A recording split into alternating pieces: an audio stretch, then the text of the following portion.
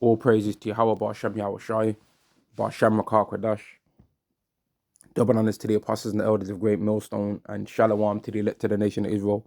This is just going to be a quick video, man, going into how America has influenced Israelites all over the world to take part in wickedness. Now, ultimately, you can't try and blame nobody else for the things that you do, right?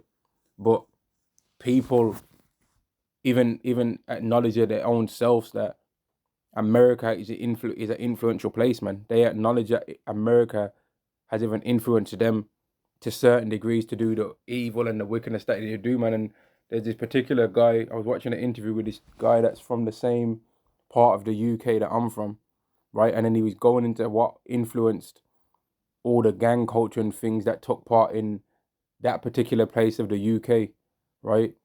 And he said it in the interview that the most of the things that him and the people that he knew did, they was influenced from America, right? There was influence from America, man. And even in that particular part of the UK as well, even some of the ways how they used to do music, if you used to listen to it, it was based around how Americans did their thing, man. Right? And this guy said in the video, he said that ultimately he was influenced from America to do those, influenced by America to do all of those things, man. And the person interviewing was saying, nah, that's not true, that's not true. And he was like, okay, so where did we get it from then?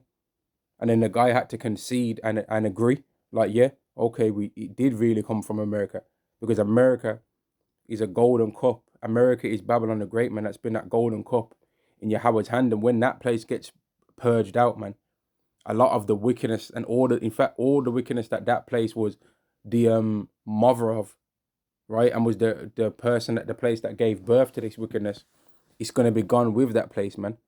Because that place is going to be a sacrifice for evil, man. And that place is going to be a symbol of the end of death for the Israelites, man. Right?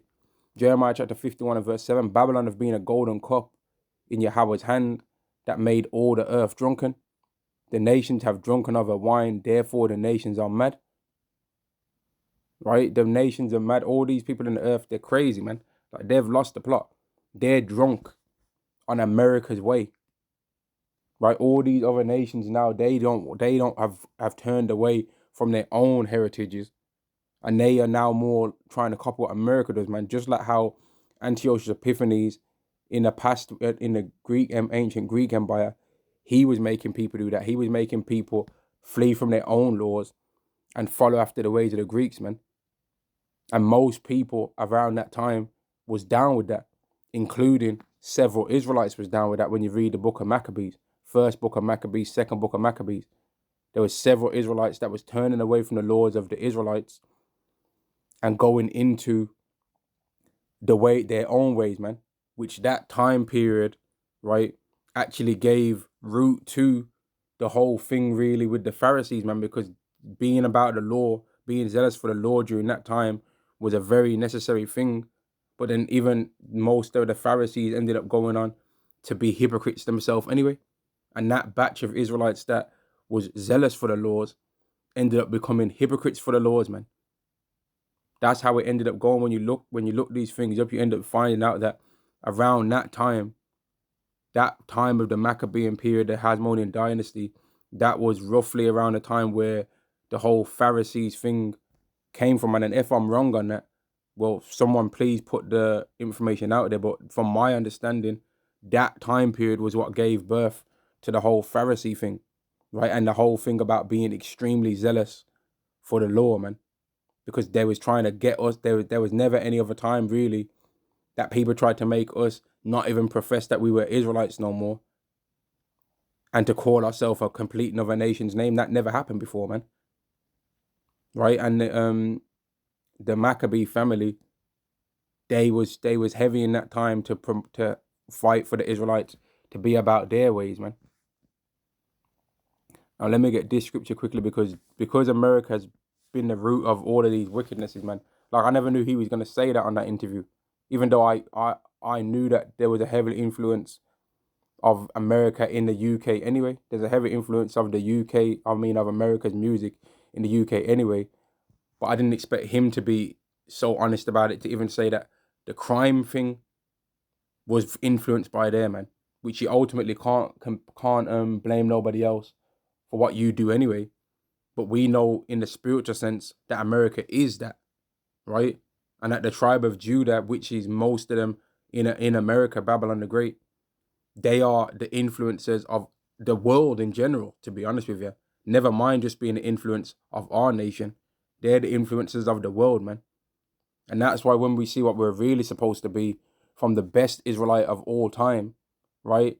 And from the Israelite of the head tribe, which is Judah, which is Yahweh Shai, when we see him and we see him in his perfection, we're going to know exactly how we're supposed to be for real, man.